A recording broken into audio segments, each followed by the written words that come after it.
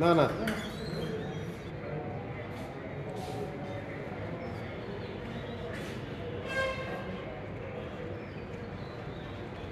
যান।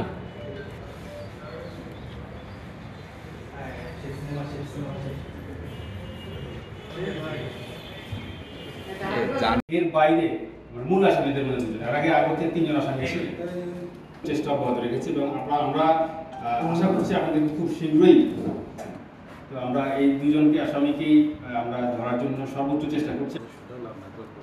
আমি তো বলতে পারি না, কমিশনার স্যার বলবো। আমাকে বলতে দেন, আমি পিএসপি প্রতিষ্ঠা থেকে আমার দিকে করি এবং দুধনায় তখন অনুষ্ঠান ছিলাম। আজকে দেখতে আমরা পুলিশ মহিলা আরো এই প্রশ্নের মাধ্যমে ছিল আজ সরকার ফুললি এ টু জেড এর সাথে কোনো মানে কোনো মিল গভীর রাতে গোপন সংবাদের ভিত্তিতে নগরীর গোয়ালখালী মেইন রোডস্থ একটি টি-শেড বাসায় অভিযান পরিচালনা করে এ সময় কুখ্যাত সন্ত্রাসী হাসান হাওলাদার 35, পিতা গফুর হাওলাদার, শাকিল দেয়ারা, থানা দীঘলিয়া, বর্তমানে 9 নম্বর ওয়ার্ড গোয়ালখালীর বাসিন্দা, তাকে তার বাসা থেকে গ্রেপ্তার করে। গ্রেপ্তারকৃত আসামির ভাড়ায় টি-শেড বাসার থেকে তার শোবার ঘর থেকে একটি রিভলভার, যেটাতে 4 রাউন্ড গুলি লোড করা ছিল এবং 13 রাউন্ড পিস্তলের গুলি এবং 11 রাউন্ড শটগানের গুলি উদ্ধার করা হয়। এই সংবাদে তার বিরুদ্ধে খালিশপুর থানায় একটি মামলা প্রক্রিয়াধীন রয়েছে।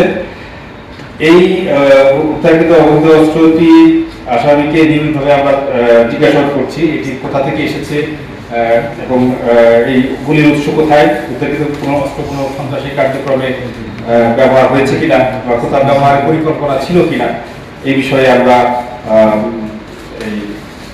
জিজ্ঞাসাবাদ করছি এবং এটি তদন্ত চলছে। এই আগ্নেয়াস্ত্র বিক্রয় বিক্রয়ের সাথে কারা জড়িত এর মূল রহস্য কারণপূর্বক জড়িত অন্যান্য সহযোগীদের অস্ত্রধারী সন্ত্রাসীদের গ্রেপ্তার এবং আরও অস্ত্র উদ্ধারের জন্য আমাদের অভিযান অব্যাহত রয়েছে। আমরা আপনি যেটা বলেছেন এটা সম্পর্কে অলরেডি কাজ হচ্ছে।